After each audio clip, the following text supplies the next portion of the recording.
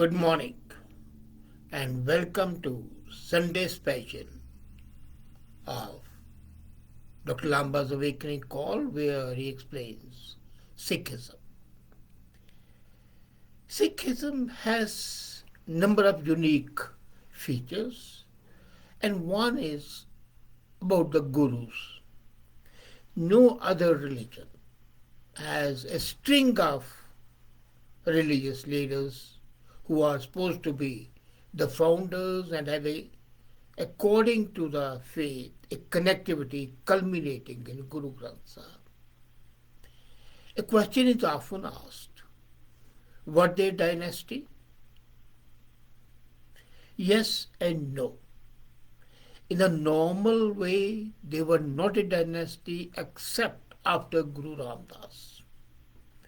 When the wife of Guru Ram Das, who was daughter of the third Guru, Guru Amar Das, was promised by her father that the leadership would remain in the family and would not go out of the family. But the reality is that even before this boon was granted to Bibi Bhani by her father Guru Amar Das, there was a connectivity. Most of the people do not know that Guru Amar Das was himself related to Guru Angad Dev. Amar Das' brother's nephew was married to the daughter of Guru Angad Dev, Bibi Amro, and therefore made both gurus in-laws. Guru Ram Das, we are aware, was son-in-law of Guru Amar Das, marrying Bibi Bhani. And after that, it was the bloodline of Guru Ram Das, which continued right through the 10th, the last Guru. But then a curious thing emerges with the writing of Bachitar Natak. Bachitar Natak in Punjabi means amazing or strange drama, which is an autobiographical epic by Guru Gobind Singh, and according to that, they were connected right from the beginning. As a matter of fact, the first Guru, Guru Nanak, was a Bedi, and Guru Ram Das was a Sodhi. So, the Bedis and then the second Guru was not described as anything, Guru Baba, Guru Angad Dev, and Amar Das described as Bedi. So these two being apart, the lineage of Sikh Gurus from Ram Das to Guru Gobind Singh was Sodhi, and the first was Bedi. Now, many Sikh historians have debated that Nanak Dev rejected his own two sons, Sri Chand and Lakshmi Chand, when passed the Guruship to Angad Dev, thus ending the bloodline of Bedis. Now, this is something different. According to Gobind Singh, Guru Gobind Singh, Guru Nanak Dev was born into a family of Bedis who were descendants of Prince Kush. Kush was son of Lord Rama. And curiously, according to Bachitar Natak and mythology, Ram Das was born into the family of Sodhis, who were the descendants of Love, the other son of Rama, Love Kush. Now, that way, the first two brothers, real brothers, their progeny came into being as Bedis and Sodhis. So, Guru Nanak Dev and Guru Ram Das were thousands of years before it was prophesied that they will bring the virtual acts of righteousness and truth in the dark ages of Kali Yuga. And Gobind Singh methodically tells the tale of Sodhi dynasty in his composition, Bachata Natak, which is in Dasam Granth. Now, before I proceed to Bachata Natak discussion and whether Sikhs were really a dynasty, Gurus were a dynasty or not, let me tell you. Even when they were a dynasty, they became a dynasty in the common accepted form, marriage was not denigrated. Ramdas had four sons, and Arjan Dev was the youngest son. According to the law of primogeniture, the eldest son should have been a king if it was a dynasty, but no, he made the youngest son, Arjan Dev, as his successor. And this thing continued. So marriage was never sacrificed. Of course, Guru Nanak had not made his sons the Gurus.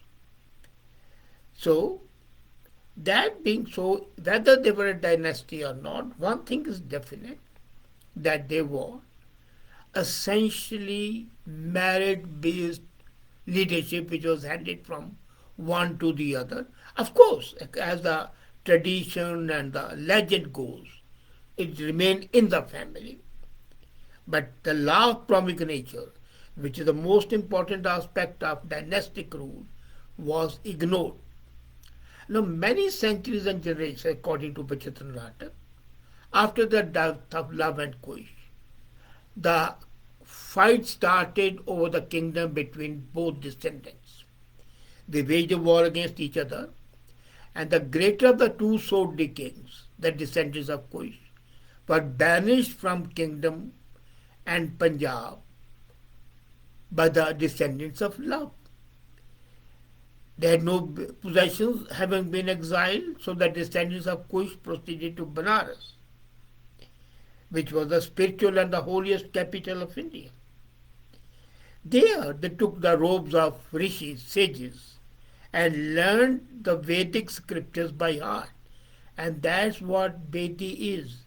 Vedi is from Vedas. So they were termed as Vedis because they learned the Vedas by heart and were able to recite them. This is exactly like what the Muslims called Hafiz, the people who learn the Quran by heart and are able to recite. Guru Gobind Singh writes, जिन्हें वेद पढ़ायो बधेई पढ़ाए तिन्हें धर्म के काम निके चलाए. Those who studied Vedas were called Vedis, which became Vedis, V into B, as Vikram became into Bikram, and they conducted their religious activity rightly. Now, King of Punjab, Sodhi king, sent a letter to Vedis seeking to improve the mutual relationship, and he requested them to forget their mutual animosity. This is right on the page 123 of the Samgranth. Generations passed. The kingdom of Punjab of Sodhi dynasty learned that he had relations in Kashi, Banaras, invited them to the ancient homeland. And when the letter was received, all the Vedis shifted to Punjab. They were given all the respect, and as per the Vedic tradition, Sodhi kings requested the Vedis to recite the four Vedas in the court, and the recitation began. At that time, the descendants of Love and Kush were sitting together to listen to the recital. But as they were to begin the final Ved, Atharvaved, the Sodhi king became so overwhelmed by the recitation that he fell at the feet of Vedis and declared them to be Sodhis, not Vedis, and gave them the kingdom. So the chief Vedi, Amrit Rai, became the king, the new king. And that started the difference. दोनों हाथ बांध के धूप Bataille or pass. So king made them recite the Vedas, then made them sit with him. Samveda was read, then Yajurveda was read, then Rig Veda was read. And the complete process of reading is described in the Samgranth. Now, Amrit Rai was pleased with Sodhi king's humility and he granted him a boon. The boon was that in the iron age of Kali Yuga, a great being will emerge from the Bedi clan who will bring lightness to this world. And this was to be Guru Nanak. So, the dynasty between Sodhi and Bedi, the lines merged. The Bedis were very happy when they became their kings, but he also said that when I come in the Iron Age, I shall be called Nanak. I shall designate you as a guru to be worshipped with the people. So at that time, the Bedi king, Amrit Rai, promised that when I come back as Nanak, then you, that is Ram Das, will become his successor. And that's exactly what happened. So it was basically foretold. And this actually shows the dynastic system. Now let's not forget that India at that time was feudalistic. And the lineage was important. And if lineage was not there, it had to be invented. To have connectivity, it was important to show, as the Sikhs say, that the light passed from the one to the other, that they are different body forms, but soul-wise and intellectually they are one. Now, when the third Guru, Ram Das, who was incidentally a Bhalla, neither a Bedi nor a Sodhi, and he was, you can call him an interloper, he bestowed the boon of Guruship to Ramdas because that had been promised by the ancestors and that had to be done.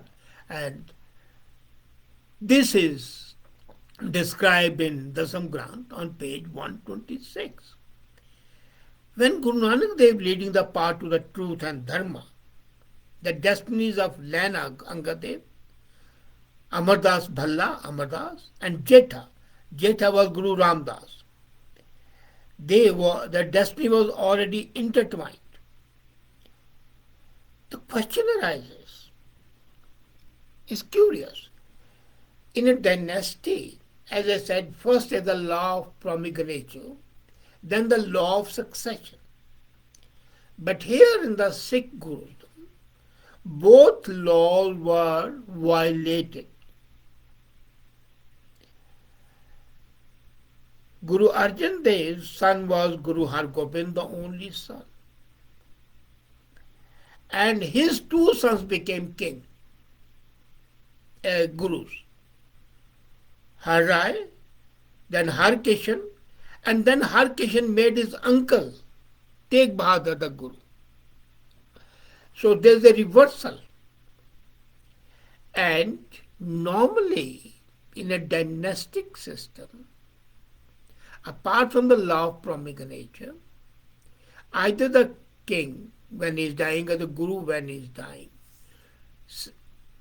appoints the successor, or there is a set condition. As in England now, there is a set condition, the priority wise, Charles, and then would be William, and then his son. And though the Prince Harry is the son of Charles, would be seventh in order. Here, there was no such law. It was the decision of the Guru himself. And that made merit the main thing. Now, you might be thinking, why not election? This was not a period of popular mandates. It was a leadership. It was not a crown. Now let's be very clear. It was basically spiritual guidance. And the Guru, if he considered X, Y, or Z to be the leader, then that person would be appointed.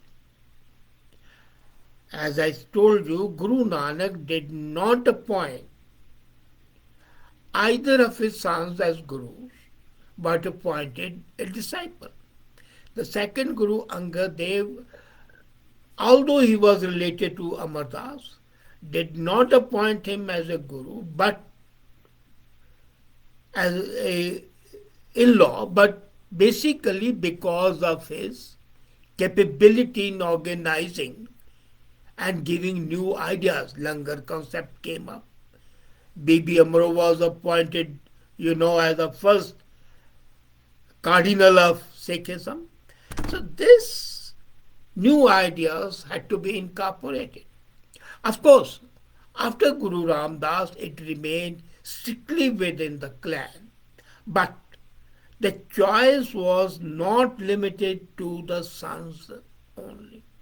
The Guru could appoint an outsider as well.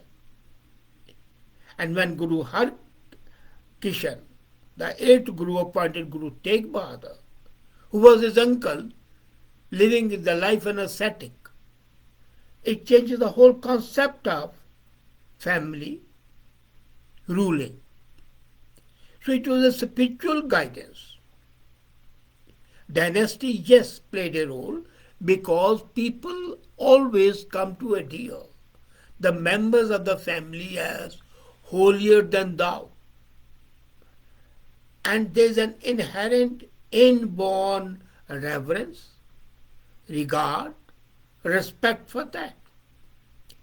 Now, Guru Tegh Bahadur had only one son, and that was Gobind Singh. And Gobind Singh's all four sons had died. So, who to appoint? He decided to end the system of physical form of gurus and in the true Abrahamic religions become the religion of a book. So he said that the Guru Granth, which contained the scriptures and the banis of the 9 gurus, would be deemed as a guru. Now look at this thing. He did not include his own writing in Guru Granth Sahib. They remained separate. They are nowhere in Guru Granth. So he did not give his writing the status of a guru. It was Guru Granth, first to the 9th Guru, the sayings of them, the writings of those gurus, along with that of many scores of the sages and the poets are included, but not Guru Gobind Singh's. So Guru Gobind Singh gave the book the status of a living being. Until today, the Sikhs regard Guru Granth Sahib as a living being. If you have seen this ceremony in the morning, when Prakash is held at the light, reverentially the covers are removed, the book is opened, is taken in a procession, and it's covered in books, dressed properly. Similarly, the whole process is reversed in the night. So that, and then they say, Swara Sahab, he is taking rest now. Now, some people might laugh that how can book take rest, but that shows the reverence and the faith of the people. Now, this Bachitra Natak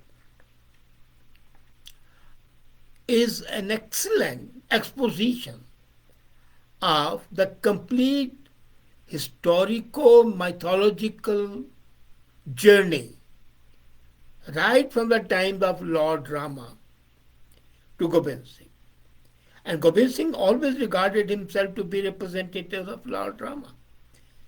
But here he explains that even Guru Nanak Although he was not of the same clan, he was not his son, he was a Bedi, was his cousin in the primordial way. They are descendants of the two real brothers, Love and Kush. And curiously, if you remember, I had written last year that Guru Nanak's coming down in this earth was foretold in Rig Veda itself. It is also mentioned by Patanjali. And Patanjali was the first person to use the word Vaheguru, which the Sikhs have adopted as a form of worship. Vaheguru, Vaheguru, that they repeat all the time. So, to say that the Sikh gurus were forming a sort of temporal kingdom would be wrong. That was a spiritual kingdom having the temporal form. But basically, it was a spiritual guidance. Not only that, it was an everyday life's guidance. They were the life coaches. And that made them the real leaders. And the reality remains that to maintain the bonds, they put it in confines of one family so that the reverence, the veneration keeps the flow united, ultimately culminating in the knowledge contained in Guru Granth.